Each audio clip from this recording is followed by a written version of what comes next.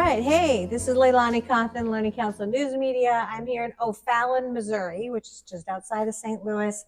I had no idea this place was so large. Some of the freeways are 6 lanes on either side. It's amazing. We didn't even know that when we got here. So here we are, and I have with me April Burton, who's the Instructional Technology Content Leader from Francis Howell SD. Hi, April. Hi. And Dr. Jeremy Lowe, Director of the Special School District.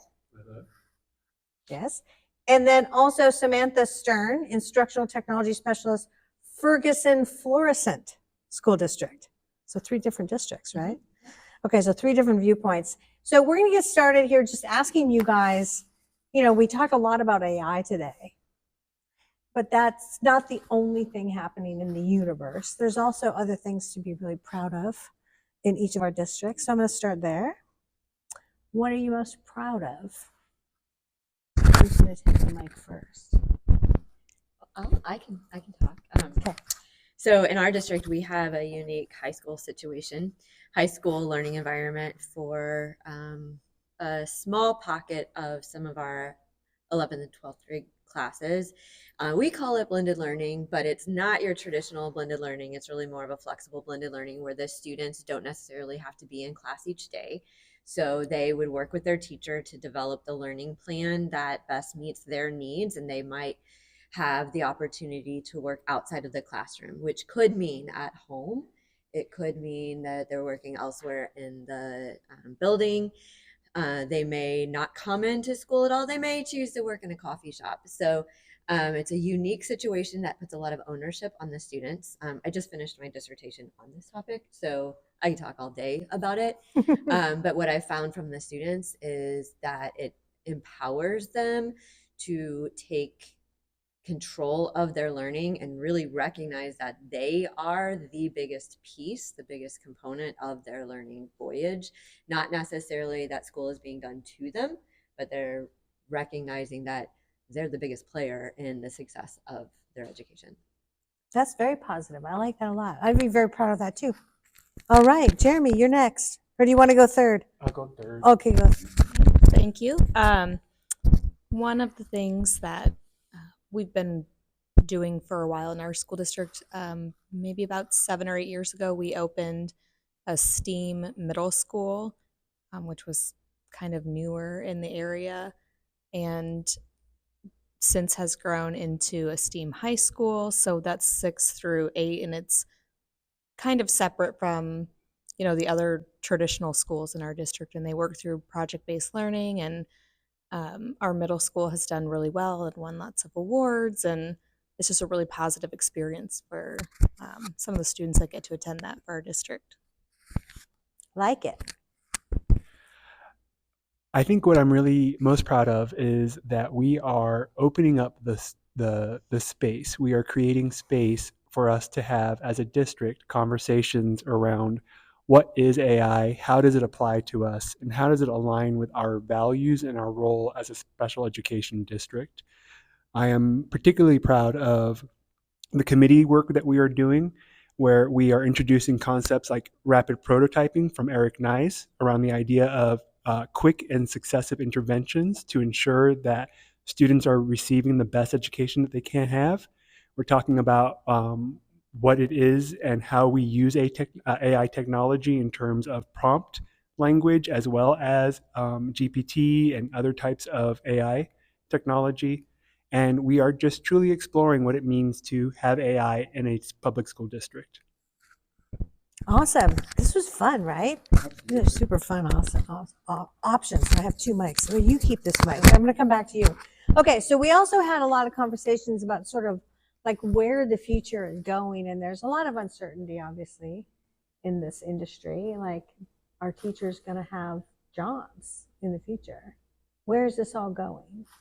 And to be honest, I've run the numbers, I've done the mathematical modeling, and if you ask AI itself what's happening yes, there's going to be massive job loss in every industry, right? So we countered that with a long conversation, 2 of them actually, about humanity and what makes us human and what makes us different. And I've challenged everyone here today that what you need to think with is There's entire vistas of exploring what we are as humans, our other intelligences that we don't really teach to, like we really only teach to math and language. And what about opening up those vistas and countering the potential loss of jobs with, hey, let's create completely new ones because we have a new vista to, a new mountain to climb, which is, let's do all these other parts of human intelligence. Let's work hard at really truly balancing what is coming down the pike so that we feel comfortable embracing AI. So I know that was a big mouthful, right? But I think my point is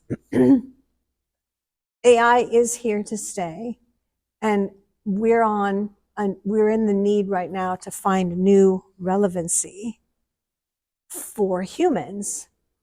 What does that mean to you and your district? What are you thinking? What do you think the district is thinking? Do you want to go first? Did I throw you a curveball? Are you ready for this? I can take a piece of it. I don't know that I can address it all because it's multifaceted, truly. There's so many layers to it. I think for us in our school district, who has maybe not the most innovative mindset when it comes to using technology, being that we are, I think, the only school district on this side of the state that is not one-to-one.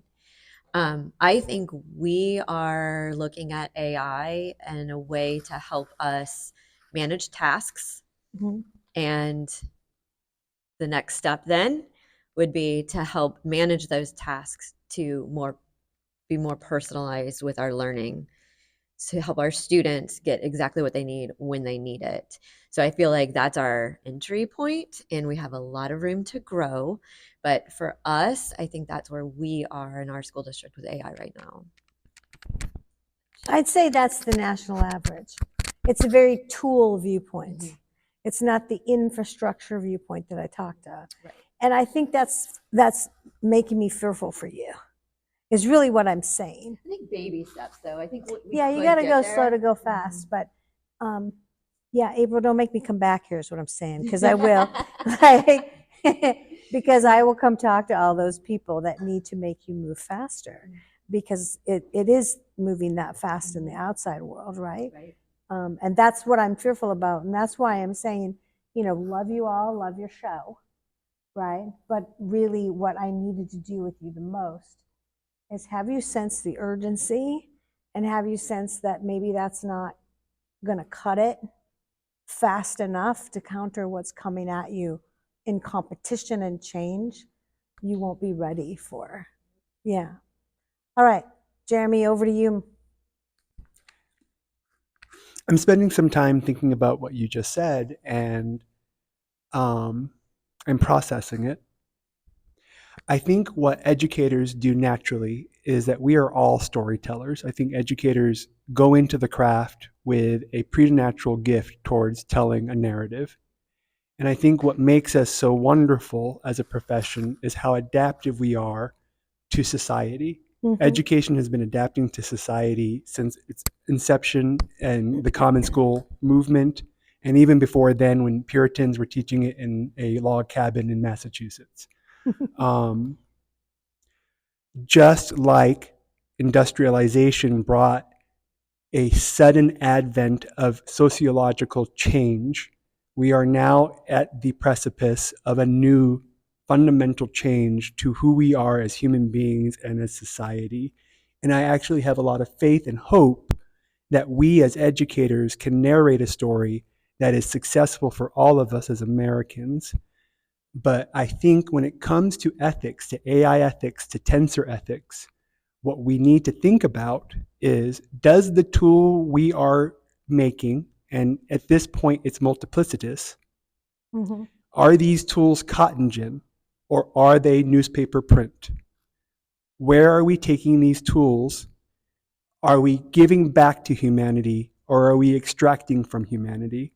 And that is where our story truly diverges. What story will we tell? Thank you. Do you feel comfortable following that? Should we have a little do? No, I'm good. I mean, earlier we were talking about just kind of changes over time about what our parents were like, what our grandparents were like, or how they learned and what they consumed and things like that. And I was saying earlier that I think it's important for us as educators to move, along with how our students are growing up. If they were born after 2001, all the amount of change that has happened since then. I mean, since I got into the classroom, which was in 2009, to now is like my whole world is flipped upside down. Yes. So in a good way, in a very moving forward way. And I think in our district, we have spent the past probably 2 years working on policy for AI, redoing all of the policies that we have to make them more cohesive with each other. And I've been working on professional development for our teachers and using AI. We do have an AI tool open for students. And one of the things that I work with teachers on the most is modeling good behavior when using it. Like, don't say, we're not using AI for this, but rather, I wonder what AI would tell us. Or if I give AI this paragraph, what feedback could I get from it? And modeling that in front of students as opposed to like, what is the answer to this? We can see all, the chat history of what they ask. And it's really interesting to see, even just taking one student, like how their thinking evolves, even just over the course of one chat. What is the answer to this? Oh, sorry, I can't give you the answer to that. But then how it prompts them even to be more critical or be better prompters. So I think working with our teachers over the past 2 years and then giving them even just the smallest tool for them to practice with their students has been very helpful as we, change the journey or keep moving along on the journey, but kind of adapting to the change. Yeah. Yeah. You guys have all given me a different perspective, all three of you. Can I also just say one thing? Sure. There is nothing funnier than watching a child try to give ChatGPT instructions. It's like watching a child trying to make a peanut butter jelly sandwich. It just doesn't work. They have to learn how to use it. Yeah. And that's part of what the teaching that we do and part of the technological innovation of education is that we are just exploring a brand new thing, a new literacy that humans have to learn.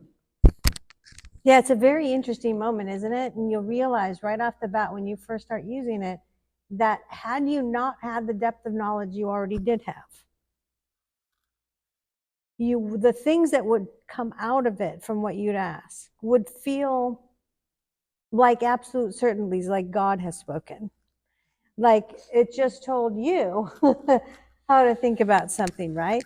And you would believe it. And I'm fearful that if we don't get involved, like some serious level of something that can actually be passed from generation to generation to generation, we have a real serious problem, right? It'll be like, the Terminator movies. I'm not kidding. There'll be Skynet and it'll be scary, right?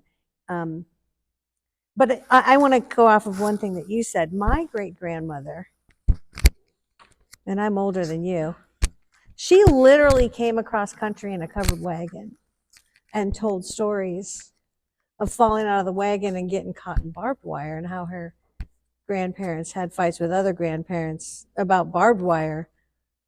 Even having a fence was a fight in America at one time.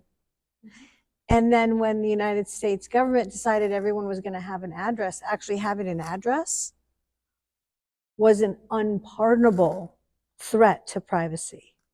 Having a physical address to my great-grandmother's generation was a threat to their privacy. They did not want mail being able to be delivered to the home. I mean, that's how far we've come in just, 3 generations? That's it, right? And it's moving so fast now that it's very threatening. So I want to do one final round, and that is to have like something really upbeat and exciting. And so I want to leave with this, and you guys can follow off on me. I love your smile, bro. It's so fun. I feel also very, very excited because if AI is handheld with, right, the right way, the way a lot of us had talked about today, then its propensity to elevate and let humans be more human, more comfortably, with less labor, or maybe the labor we always wanted to do, which is dig around in our gardens or, ride a horse in the Wild West. I don't care, right?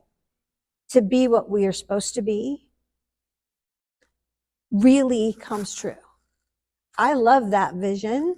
I love the idea of creating entirely new industries based on the fact that we've just discovered we don't even teach just 7 of the intelligences that we all have, really only 2. What would happen if with mankind, if we taught to all 7? Would they invent completely new industries? How awesome would that be? So I want to look at that awesomeness of potential. I want you to see it with me. Okay, final comment. April, you get to go first. Unless you want her to go first and go backwards. Oh, yeah. Let's do it. Let's go backwards. Let's do it. I think the thing that excites me the most about working with teachers and using AI is honestly exactly what you said, giving them time to be human, essentially, with their students, because some people don't go home to human interaction. They go home to either a tablet or no one at home. And I think it's really important in our schools to have human interaction and be able to have the time to do that, because we all have many things, and we've heard about tools that can connect all the things that we're already using, make it easier for us, and even give us more or better, I can't think of the word I'm thinking of, but just feedback or information about each of our kids in an instant based off of what we've already given it. Here's their Instantaneous. scores. Yeah, and for me to instantly say, oh, April, let's talk about this, because I can see that already, it just gives us time back. And that was one of our intelligences or columns, that we were talking about. And for me right now, the time that I get to spend with teachers because of the tools that I'm using and that can do that work for and with me, and that I can help more people or have more valuable time with people, that's, priceless to me.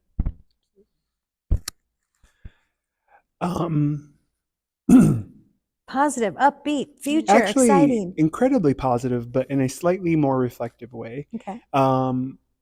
I am, and surprisingly, I'm not thinking of the 70% within the bell curve. I'm thinking of the 30% within the outliers, the 15% below 70, the 15% above 100.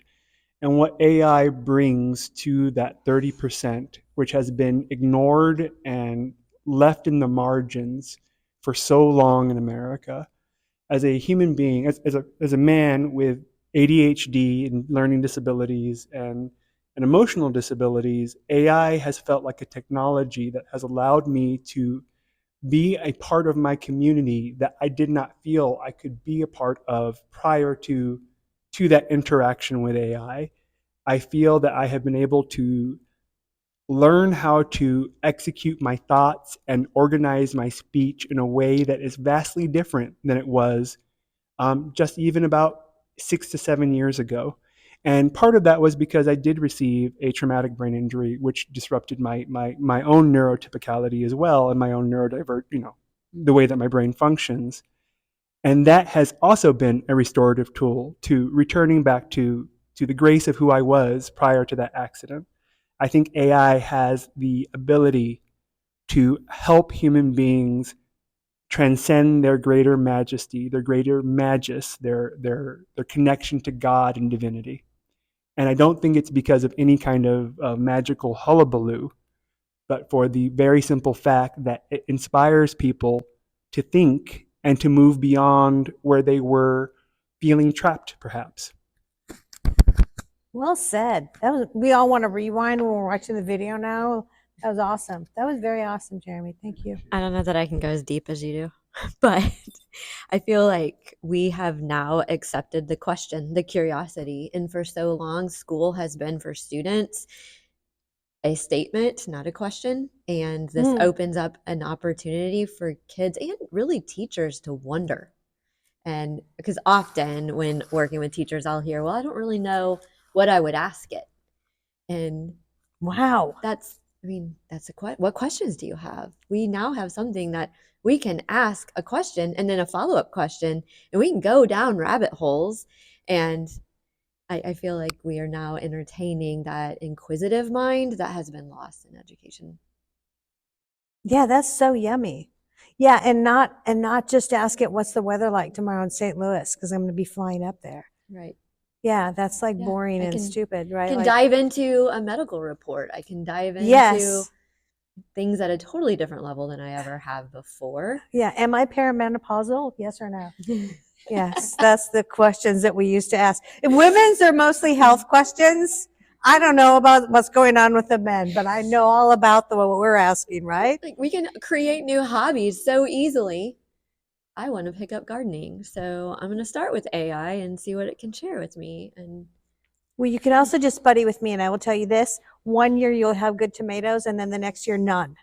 And then 1 year the cucumbers will be great, and then next year no. Isn't The that bugs ate promising? all of them. But I'm then just I've got gonna tell AI you. to help me to look at Yes. trends and data to help avoid I gotta that. steal that microphone.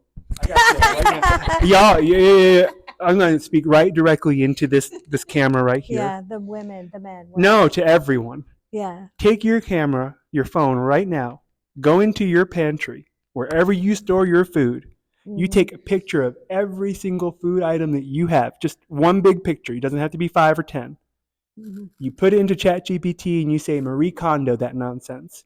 It organizes it all. And you can then make it into an image so you can actually get a graphic image. That's right. So you become a chef? Is that what you're saying? Okay. Well, And this you'll is see the awesome. expiration date of that food and the recipes wow. to cook that food. Wow. Yeah, that's almost scary, right? I'm like, I might not need Pinterest. I'm scared of that. This has been super fun, right? Did we get some positives and some realities for the future? What do we think about this? Should we give them a round of applause? Thank you very much.